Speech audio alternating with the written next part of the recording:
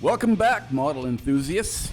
In this 19th installment of our series on building the Miniart 1/35th scale Stuart M3 Initial, we'll dive even deeper into advanced detailing and weathering techniques. Today we'll focus on adding some final photo etch touches that bring our model to life. I also take another swing at getting the 37mm main gun correct. I just want to get it perfect. Whether you're a seasoned builder or just starting out, this video is packed with tips and tricks to elevate your model to the next level. Let's get started and bring this Stuart M3 to its full, realistic glory.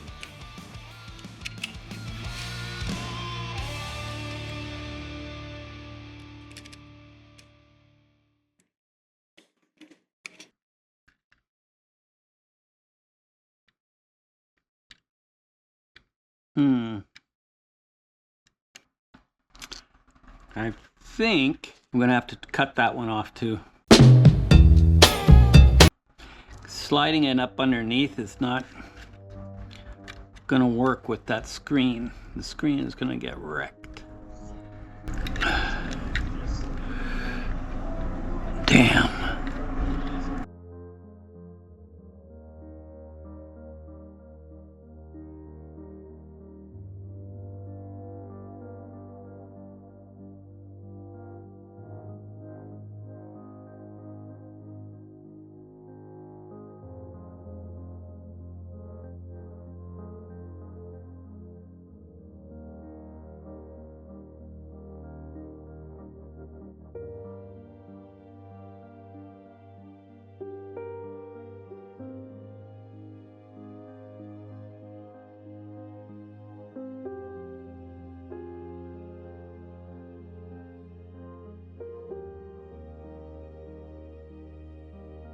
So there you go. And then with the turret on top, wherever the heck I put that. Okay, I don't know what happened to that tubage for here, but it's a pretty easy thing to scratch up. So it looks like it's pretty much, I don't know. So I don't know if I should glue that on now or what. Shoot. There, how about like that? Yep. Let's glue that on.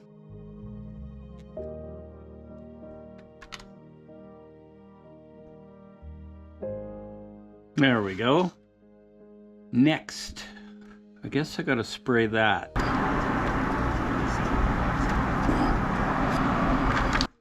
All right, so let's take care of PE34. Where's PE34? Right there.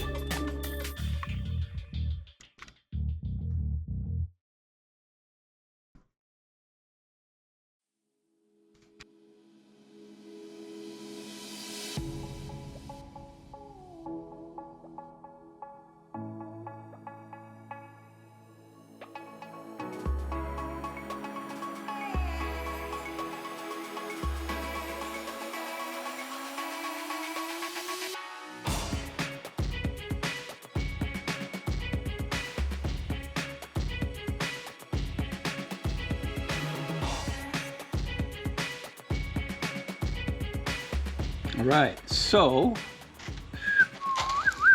that is glued on. Now, what the heck? Ah.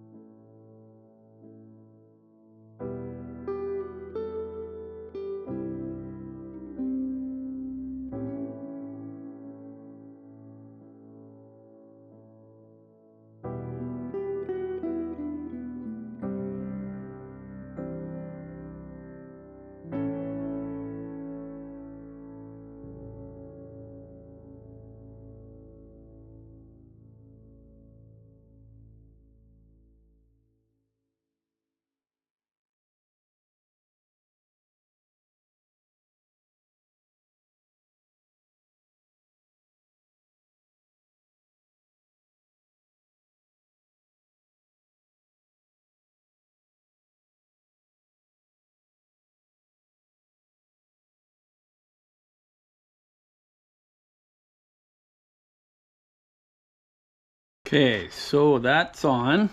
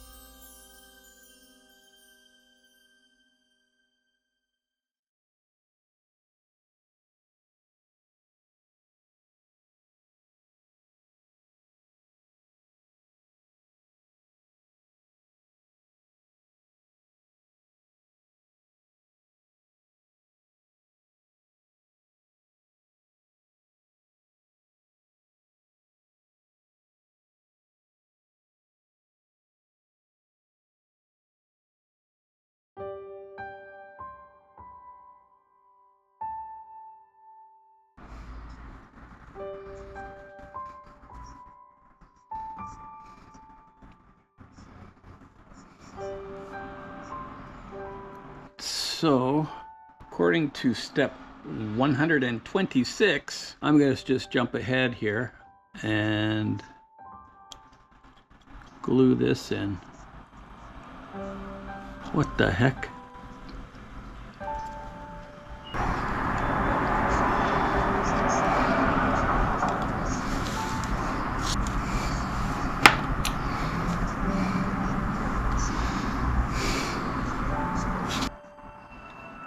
Ay, ay, ay, ay.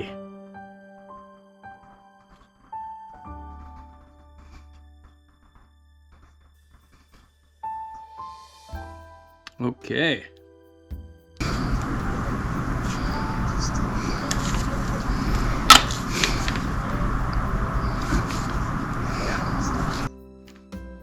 Okay, so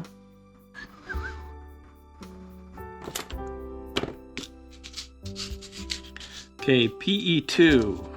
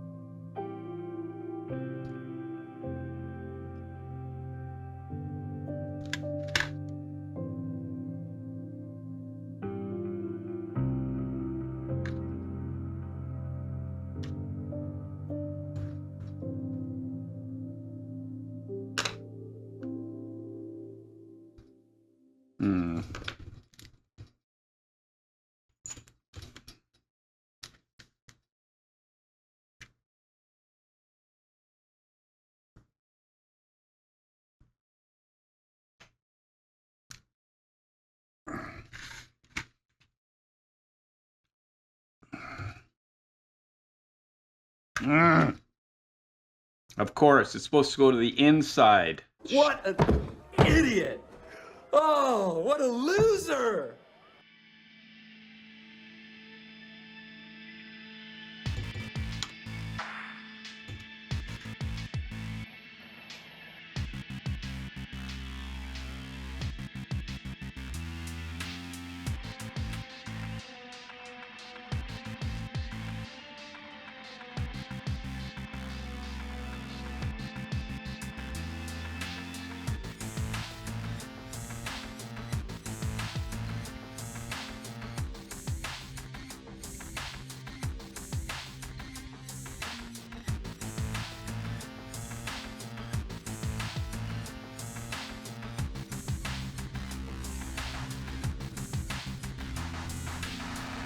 Damn it.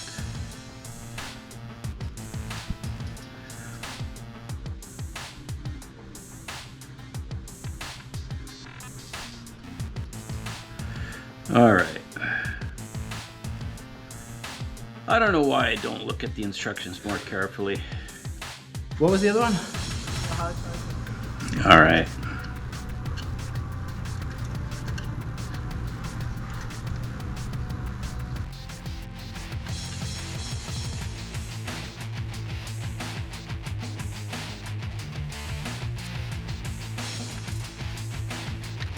All right.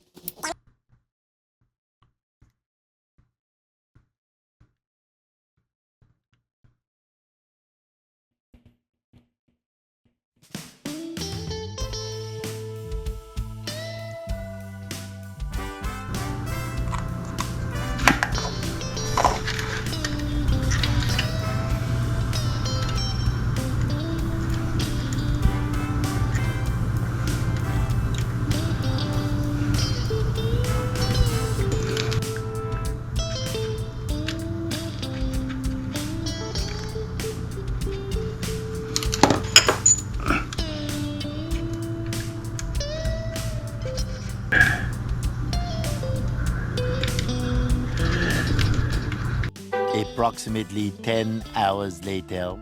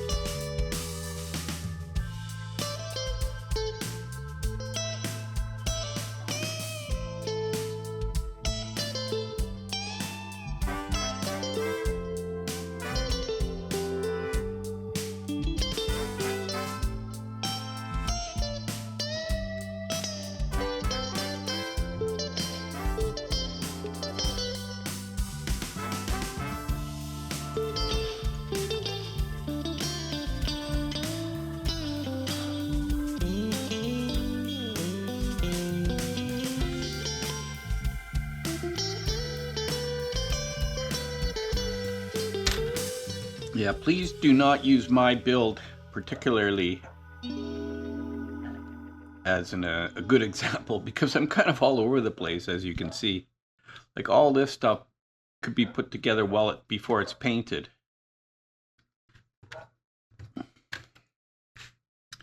All right, so let's get the other one bent and in place. Let's see if I learned anything. All right. So, as you can see, the fold lines are here. But I still have to clean up these nubs. I gotta clean up these nubs here, so I'll do that off camera.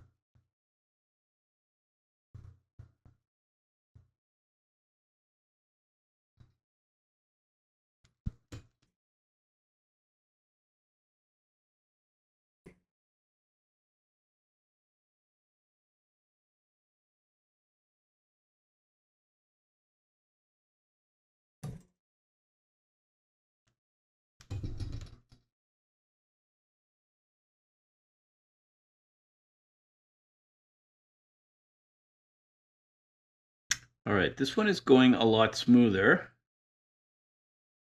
because I did it once. All right, so they go to the inside.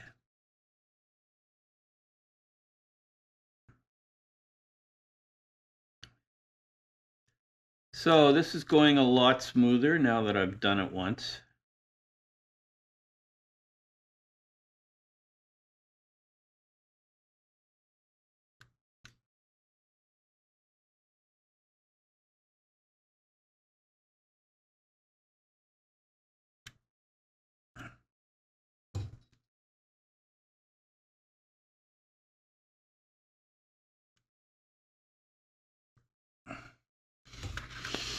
You know, when I put this on here, let's take a look. I'll show you. Now I'm going to have to go look in some book or something. See if I can discover it. But I've bent these at the 90 degrees that it asked for, but do I twist it? Like, I don't know. Like, is it supposed to go like that, or be at an angle?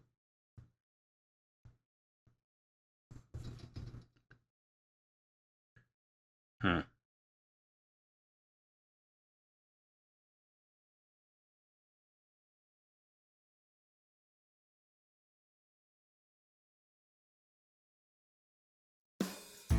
I don't know.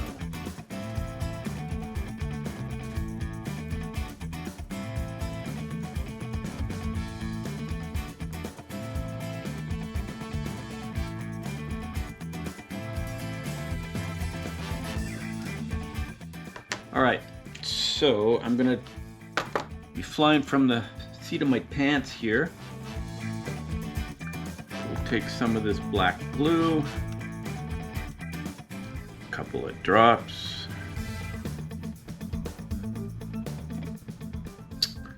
Damn. Now,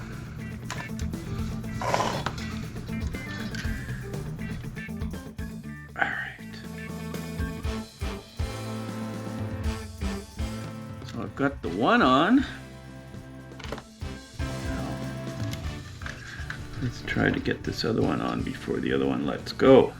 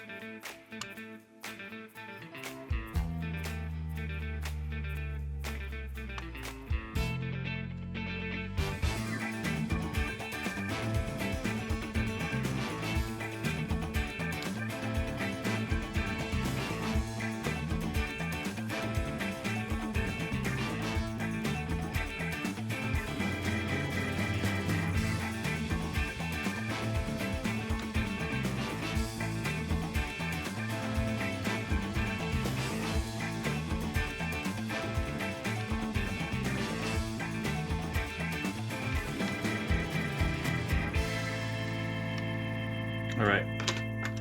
So I'm going to reinforce that.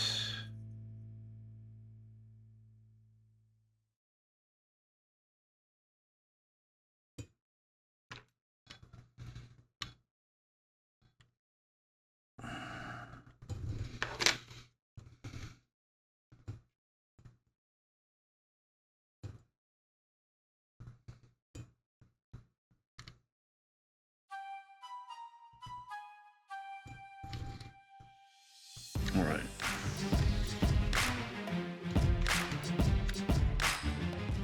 So this wire is very fragile, and it's totally possible to wreck it while I'm doing this.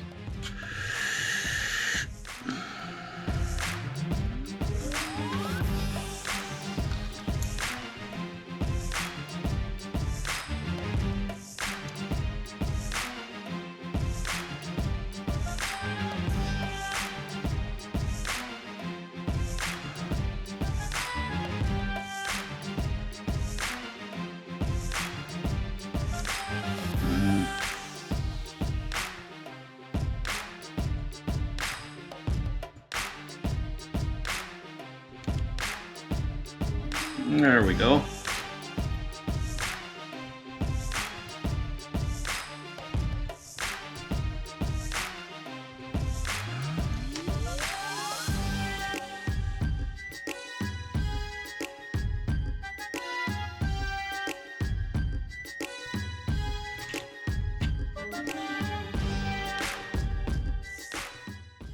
Okay, just cleaning up with a brush and some debonder. So we've got 3 of them attached, and let's try to get this last one. You know, these headlight shields are probably my least favorite part of building Allied World War II vehicles. I also don't like the periscope shields that are on Sherman tanks. They're a pain in the ass too. All right.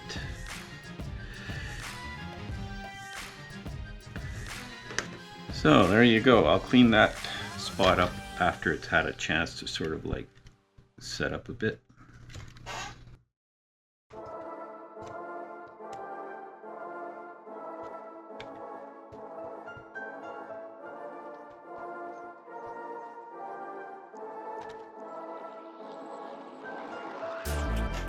Okay, I painted the bottom of this with some green, and I'm going to glue it in now.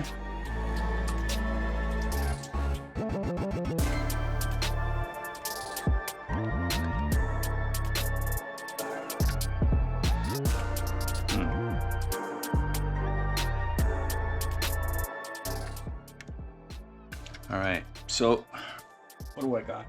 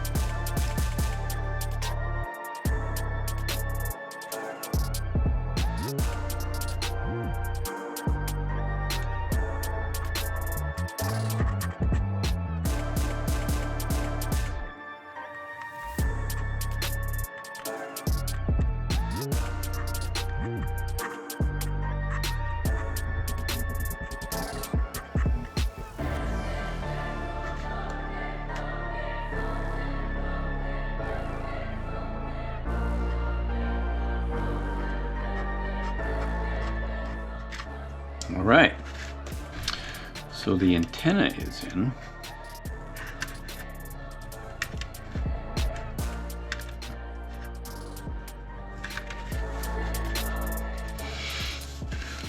Okay, I've started to paint this area here. It's got just a light coat.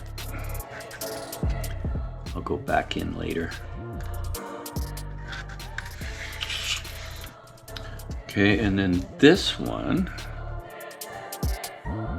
can get glued into place.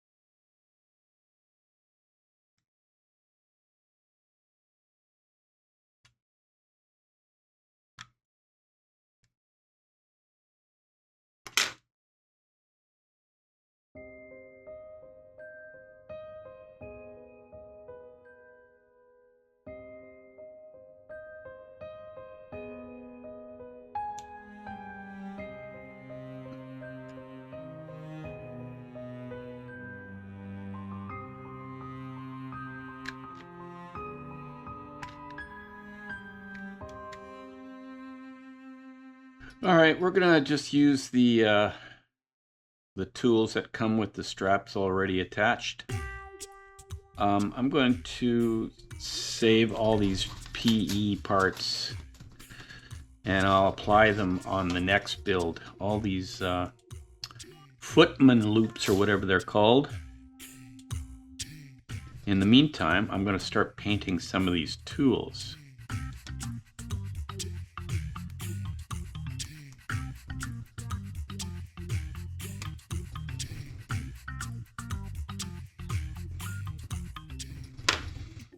So that's the Humbrol.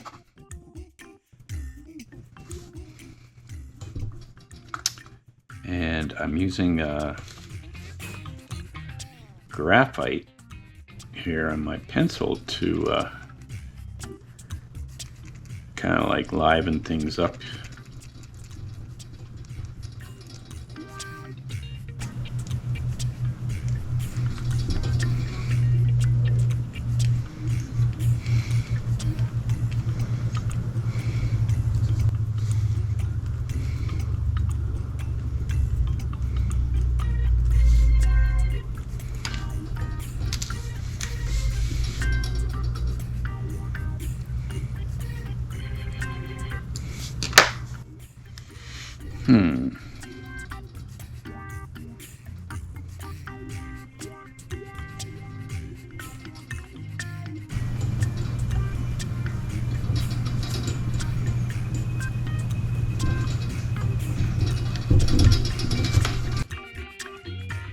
All right, so here's that.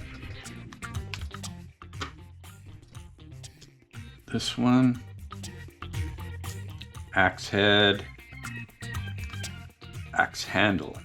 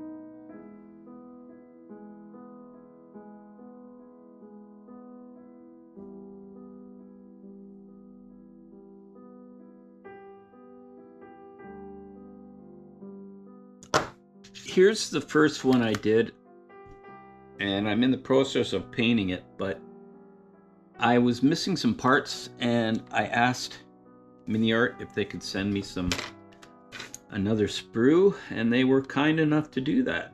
So I get a second crack at this.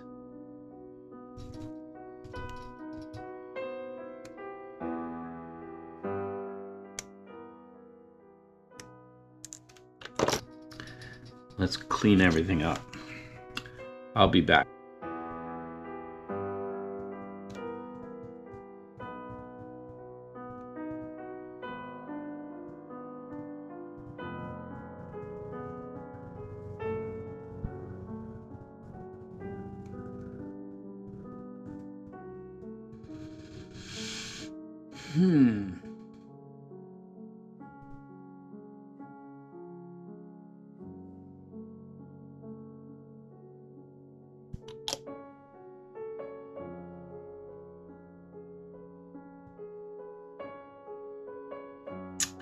Shoot.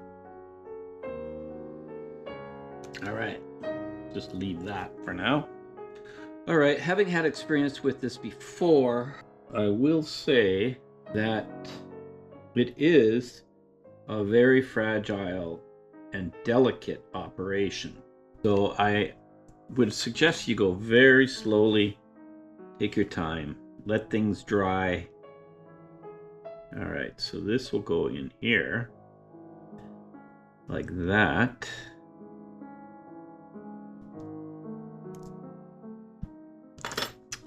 Now looking at this one,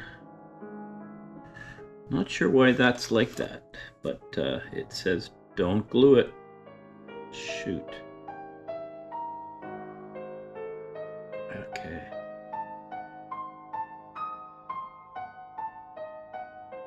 Damn it.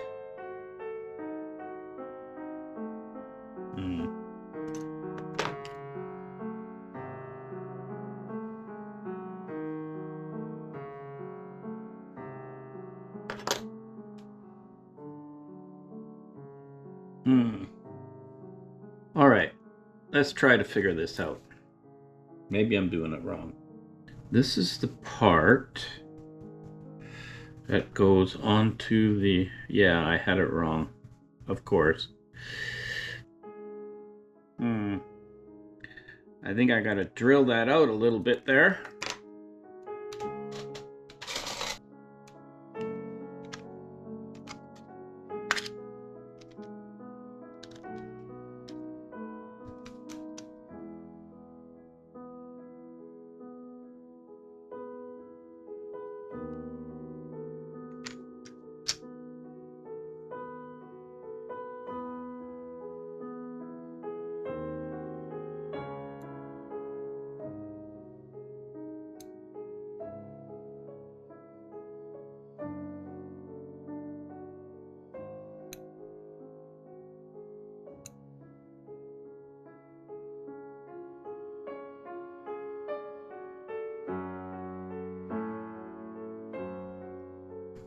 Bigger.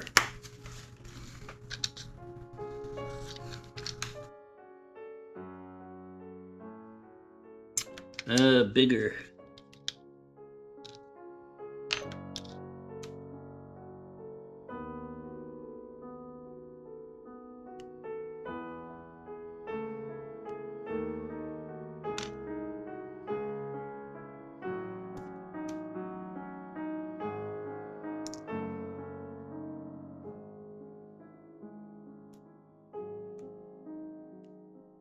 All right, I need a tweezer with a grip.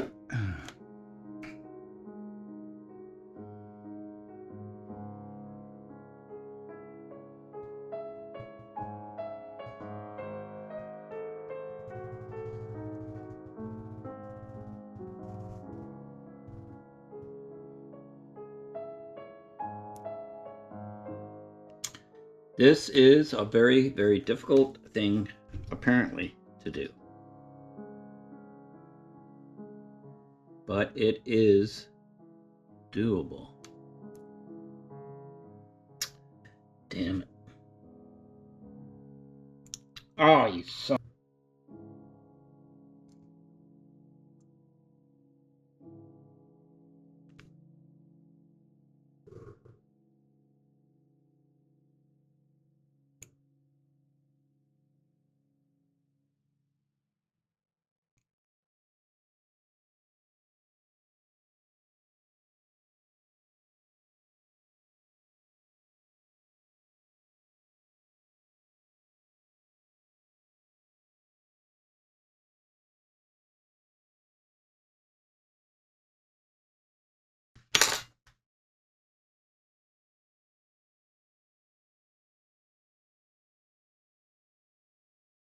All right, so we finally got it. Now, all right, so taking stock. This is like this, and that's like that.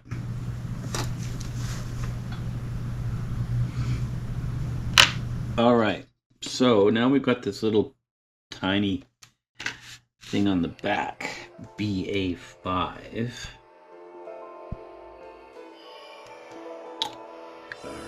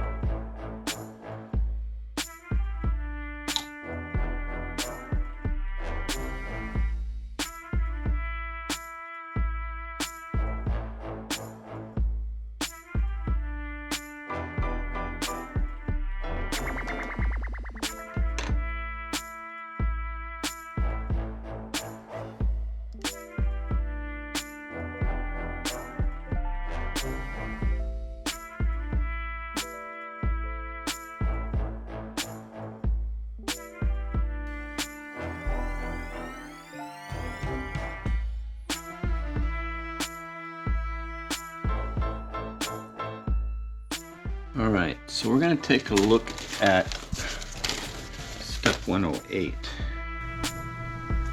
That's where we're going to be getting into this stuff here. So we need part B12.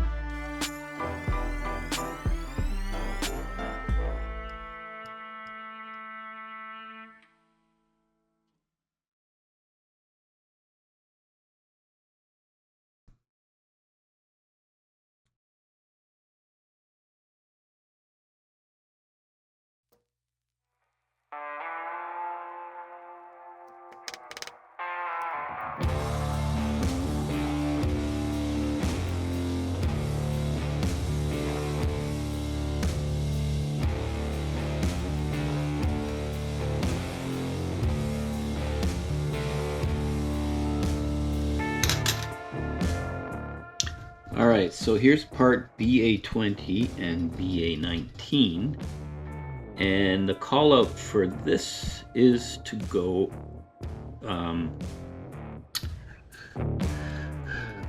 an olive green, or olive drab. And what I'm going to do is I'm going to glue the big part here, because I want to paint this a different color. I want to paint this like an off black color.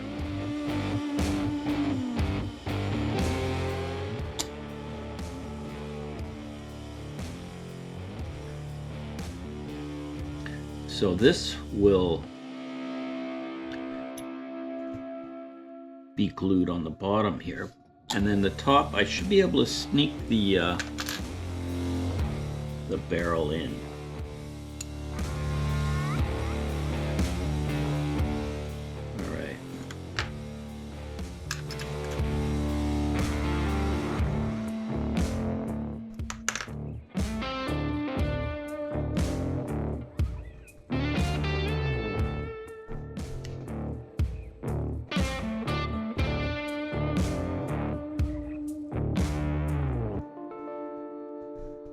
All right. All right, well, this is part of the gun breech, and last time I used some of the Tamiya ultra thin glue, and I don't know, I think it might be a little bit better to use. As you can see, I just took that locating pin off. I don't really need it. But if you use the liquid cement, it's going to melt this too much, I think. So it might be better.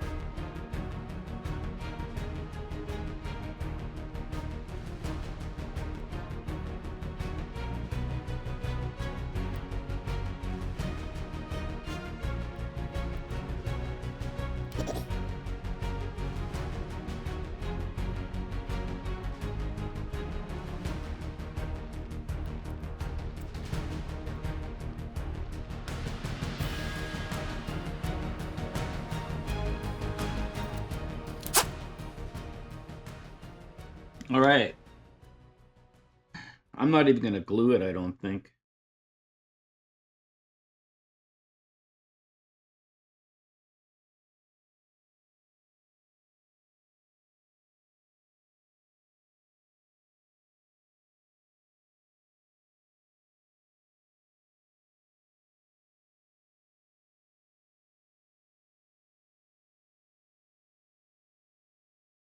All right, so you can see here, this is the first one I made, and unfortunately it got a bit gluey, and I really didn't appreciate it. I've stripped it down here. I had it all painted out, but I don't know, maybe I'll use it for something else. But Miniart was kind enough to send me another sprue, and this one I took much more care. And you can see this breech block here is way better than the first one I did, because I used a CA glue with it. I didn't use the this melty stuff, because this glue is, this plastic that Miniart has is very melty. So yeah, I'm really happy. So yeah, you can see here, blah.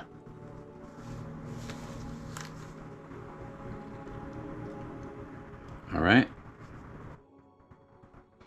So I'm going to paint these separately. I've got them broken down. This is the cradle. I've left it open on top so I can slide it. And there's these parts. So I'm going to glue that all together.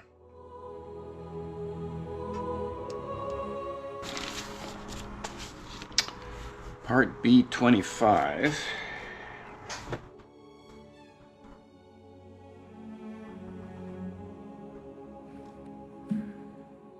History of the 37mm field gun and its integration into the Stuart M3 tank. Early development. The 37mm field gun, originally developed as an anti-tank weapon, traces its roots back to the early 20th century. B25 goes into there. Various nations developed 37mm guns, with Germany's 3.7 centimeter Pak 36 being among the most notable.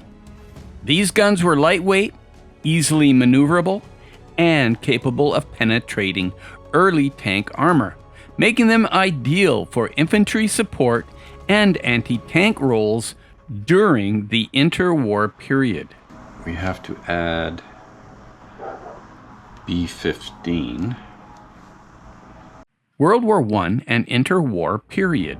During World War I, the need for effective anti-tank weaponry became apparent as tanks began to make a significant impact on the battlefield. After the war, many countries sought to improve their anti-tank capabilities, leading to the development of the more advanced 37mm guns. These guns were designed to be towed by vehicles or moved by infantry, offering flexibility and mobility on the battlefield. U.S. adoption and development. In the United States, the Ordnance Department began developing the 37mm M3 gun in the late 1930s, taking inspiration from European designs. The M3 gun was designed to be both an anti-tank gun and an infantry support weapon. It featured a simple and robust design, making it easy to produce and maintain. The M3 gun could fire high explosive and armor-piercing rounds, providing versatility in combat. World War II and the Stuart M3 light tank. As World War II loomed, the U.S. military recognized the need for effective tank destroyers and light tanks. The M3 Stuart light tank, named after Confederate General Jeb Stuart, was developed to meet this need. The Stuart was designed to be fast, reliable, and capable of reconnaissance and support roles. The 37mm M3 gun was chosen as the main armament for the M3 tank for several reasons. Number 1, weight and size. The 37 M3 gun was relatively lightweight and compact, making it suitable for the Stuart's light tank chassis. 2, effectiveness. At the time of its development, the 37mm M3 gun was effective against most early war German tanks, providing adequate firepower for the Stuart's intended roles. 3, production. The M3 gun was already in production, ensuring a steady supply for the Stuart tanks. Operational use: the Stuart M3 light tank, equipped with the 37mm M3 gun, saw extensive service in the early years of World War II. It was used by the U.S. forces in North Africa, the Pacific, and Europe. The Stuart's speed and agility made it an effective reconnaissance vehicle, while the 37mm gun provided sufficient firepower against lightly armored targets and fortifications. However, as the war progressed and enemy army became more advanced, the limitations of the 37mm gun became apparent. It struggled to penetrate thicker armor of the later German tanks, leading to the development of more heavily armed tanks and tank destroyers. Despite this, the Stuart M3 continued to serve in various roles throughout the war, with some later models receiving upgrades to their armament and armor. Instructions are pretty unclear. This part doesn't go there. This part does.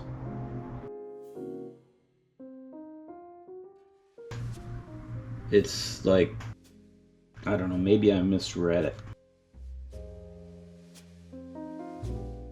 Yeah, like that part goes there like that. Oi, oi, oi. Let's see, what did I do on this one? Yeah, the instructions are a little bit hazy. Let me fix this. And then we'll go back and take a look. So yeah, that goes in there like that.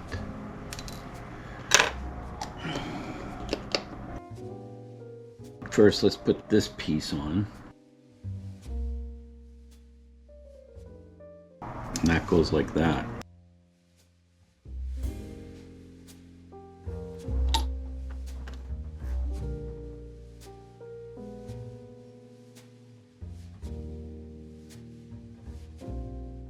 All right, and so then let's just put a little glue here. Legacy. The 37mm M3 gun and the Stuart M3 tank represent a significant chapter in the history of armored warfare. The combination of the two provided the U.S. military with a flexible and effective light tank during the critical early years of World War II. The lessons learned from their use helped shape the development of future armed vehicles and anti-tank weaponry. Today, the M3 Stuart and its 37mm M3 gun are remembered as iconic symbols of American ingenuity and adaptability in the face of evolving battlefield challenges.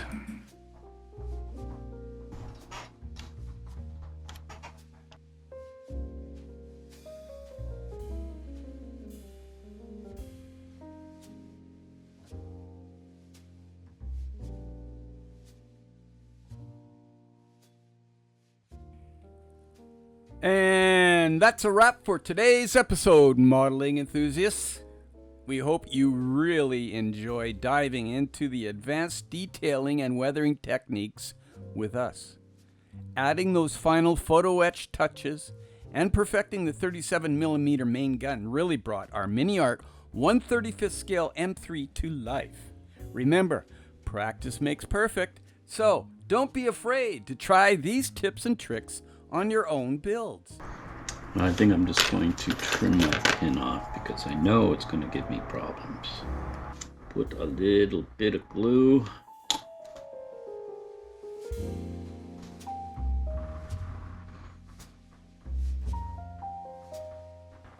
I need to stress, use the most minimal amount of glue when working with these small parts, because everything will get really melty very quickly and then it'll look really gross.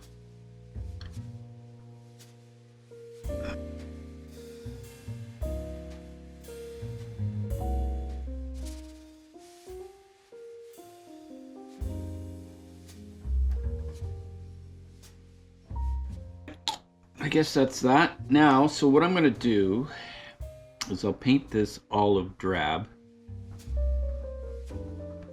I'll paint some of these parts white and then we'll put it all together. Okay, here, let's take a look at this before I paint it. Leave a comment below with any questions or suggestions for future videos.